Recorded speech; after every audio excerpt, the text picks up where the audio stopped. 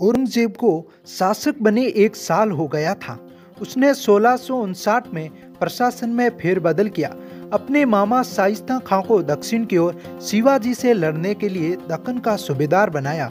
शाइस्ता खां अहमदनगर से पुणे की ओर बढ़ रहा था और रास्ते के सारे किलों को जीत रहा था और तबाह कर रहा था। अंततः मई 1660 को पुणे के गढ़ पर भी उसका अधिकार हो गया। शिवाजी इस पुणे के दुर्ग से लगभग 37 किलोमीटर दूर सिंहगढ़ के दुर्ग में थे। उन्होंने विश्वसनीय लोगों के साथ बैठक की और पुणे दुर्ग पर सर्जिकल स्ट्राइक के लिए योजना बनाई। इस योजना के अंतर्गत शिवाजी ने 400 सर्वश्रेष्ठ सैनिकों की एक टुकड़ी चुनी। इसके अलावा 1000 सैनिकों के 2 दल बनाए, जिसमें एक का नेतृत्व मोरोपंत पेशवा तो दूसरे का नेतृत्व नेताजी पारकर को था। इन 2 दलों को मुगल छावनी के दाईं व बाईं ओर कुछ किलोमीटर दूर रहना था।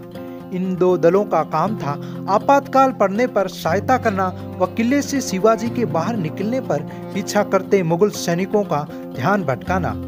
पुणे व सिंहगढ़ के मध्य जोधपुर के राजा जसवंत सिंह 10,000 सैनिकों के साथ डेरा डाले हुए थे। औरंगजेब ने 1662 को जसवंत सिंह को शाइस्ता खां की मदद के लिए दक्कन भेजा था। शिवाजी 400 सैनिकों के साथ जब गुजर रहे थे तो जसवंत सिंह ने उनकी आहट को नजरअंदाज कर दिया। जैसे ही शिवाजी किले के दरवाजे पे 400 सैनिकों के साथ आए तो द्वारपालों ने उनका परिचय पूछा।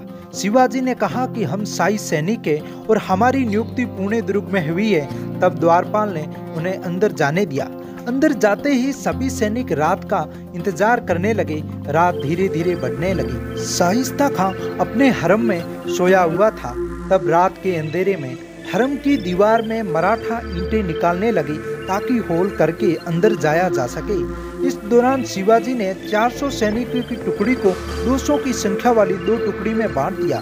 जैसे ही होल हुआ, शिवाजी व सैनिक उनके अंदर घुस गए। तब उन्होंने शाइस्ता खां पर हमला कर दिया।